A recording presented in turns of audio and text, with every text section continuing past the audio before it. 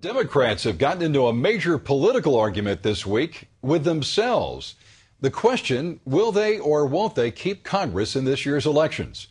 Jennifer Wishon has the story from Washington. One White House official says Press Secretary Robert Gibbs was talking unscripted on Meet the Press Sunday when he said this. There are enough seats in play that could cause Republicans to gain control. There's no doubt about that. His words sparked a week of analysis among pundits and touched off infighting between House Democrats and the White House. I think the comment was unfortunate. Some House Democrats have grumbled that the president isn't giving them enough political support in their races for re-election. Now, just 4 months till November, Gibbs' comments forced the president to affirm his plans to help Democrats maintain their majority in the House. We have a solid organization on mobilization, on message, on the money, the M's, on the management of these campaigns. We fully intend to win. House Republican leader John Boehner says he knew the gloves would come off. He just didn't expect Democrats to be targeting each other. The panic that's building amongst Democrats erupted into a full-scale civil war this week.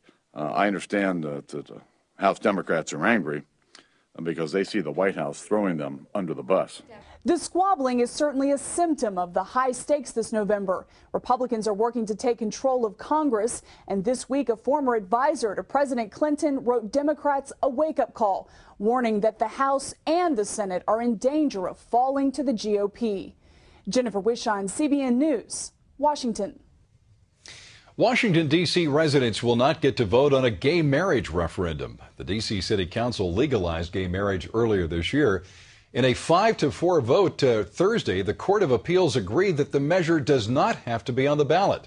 Opponents say the ruling denies D.C. residents their most fundamental freedom, the right to vote.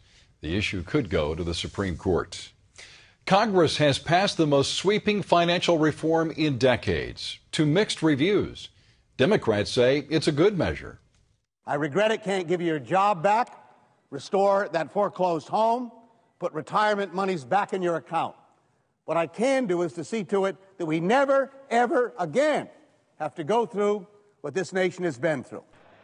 But opponents argue the bill will not prevent another crisis, and they warn the law does nothing to reform the government mortgage entities Fannie Mae and Freddie Mac, which some say helped cause the financial meltdown. They also say the bill adds massive amounts of bureaucracy. We risk moving this country away from a government of the people to a government of the regulators. Polls show Americans are not enthusiastic about the new bill, but President Obama is expected to sign it. The recent discovery of the oldest written document ever found in Jerusalem sheds new light on the ancient world of the Middle East. As Julie Stahl reports, it establishes that Jerusalem was an important city long before the time of King David. The tiny clay fragment dates from about the 14th century BC, 600 years earlier than any previous writing unearthed in Jerusalem.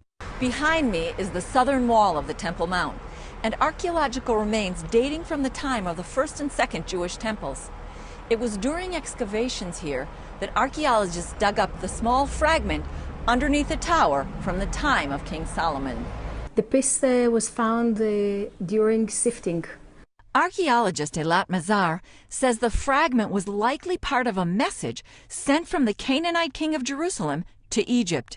This is so important. First, the object itself, that we have such an ancient document. Second, that it's written in cuneiform text and it's 14th century BC. Experts say the words and symbols on the fragment aren't so significant, but Professor Wayne Horowitz says the message is in the handwriting. In the city of Jerusalem, in the 14th century BC, there was a very, very good first quality scribe.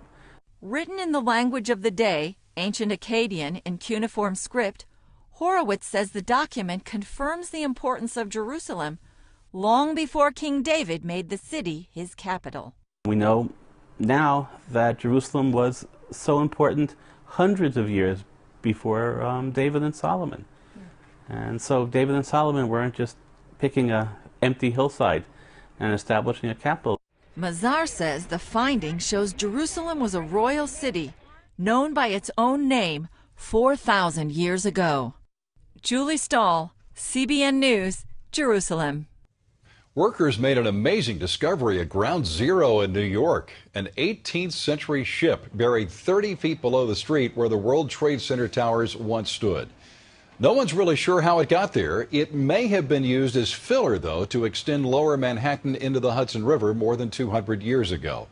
It's too early to determine the age of the ship. Timber samples, though, will be sent to a laboratory where scientists hope to find out when it was constructed. 6 months after the earthquake in Haiti, recovery efforts are slowly moving forward.